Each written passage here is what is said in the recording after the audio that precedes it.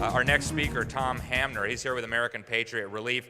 He went through the ringer as well. He spent 26 months in jail for the mostly peaceful protests on January 6th, the fake insurrection, and he's going to share a little bit about all of that. Thank you.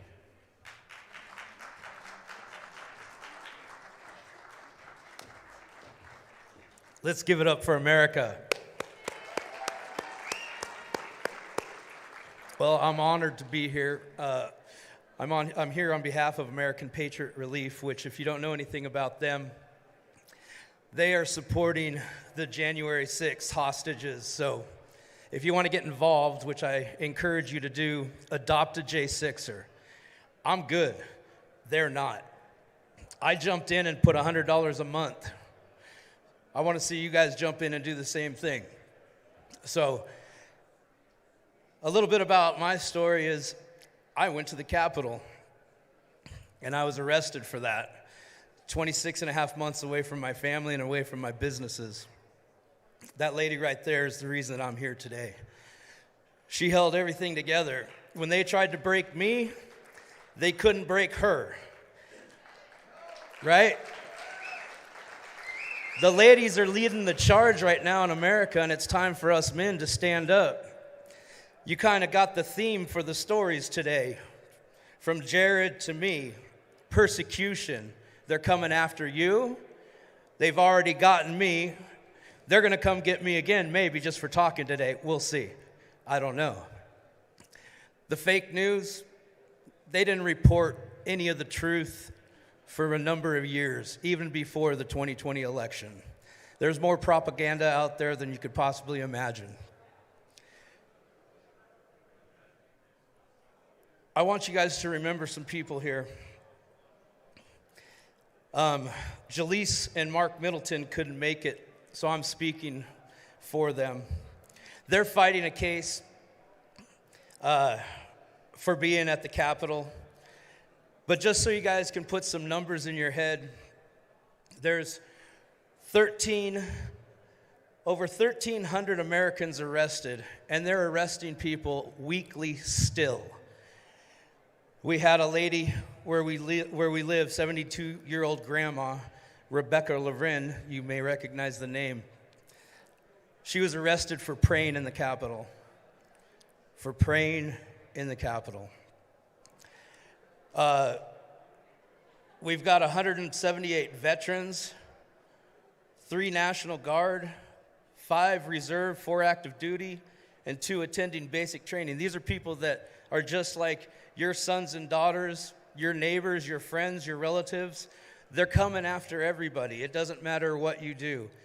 And yes, the sheriffs, we have to stand for the sheriffs. We stand with them, we stand for them, and we do not defund the police. We do not do that.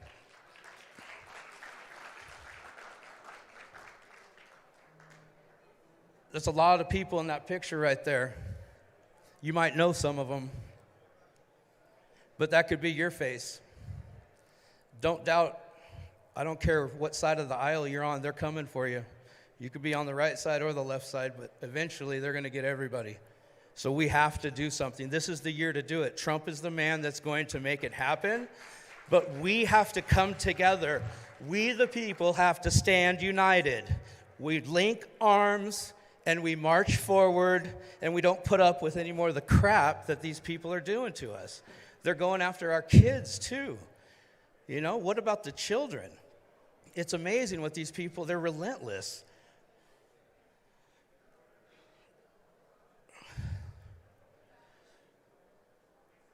Let me just fill you in on the Middletons. So they're facing 2 felonies, 1 assaulting and resisting, impeding certain officers, obstruction of an official proceeding. I think that's been across the board. And then a couple of misdemeanors for civil disorder, entering and remaining in a restricted building of grounds, disorderly conduct, and 1 I can't read. Anyhow, these are 2 middle-aged Americans. They didn't go there to fight with anybody. They didn't go there to destroy anything. They didn't go there except to protest what we felt wasn't a free and fair election. Personally, I've never been political, but I am now. I'm real active. I'm involved in the state assembly, the county assembly. I've done the hand count ballots for our representatives. You know, it's fun, it's kind of addicting, but get involved. When you go home after this event, talk to your friends and family, talk to your neighbors. Sit down with somebody that you disagree with and have a conversation. I mean, who cares if you guys don't feel the same way? That's what this experiment America is based on. It's based on differences. But we all celebrate the same freedoms, right? We have the freedom of speech. We have the right to bear arms. You know, we have our civil liberties, except for the Patriot Act, which took half that crap away. Another person that I'd like you to remember is Jacob Lang. This gentleman has been in custody without a trial. I think he just celebrated his 4th birthday.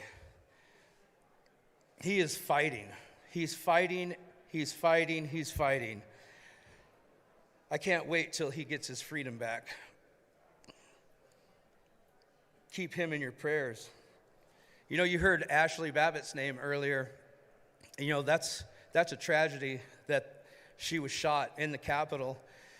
You know, I was watching some of the body cam footage on a file that I was gifted recently, and when you really watch it up close, it looks more like she's trying to get away from what could be a dangerous situation because of the crowd versus trying to get in or at somebody, and she was wrongly killed.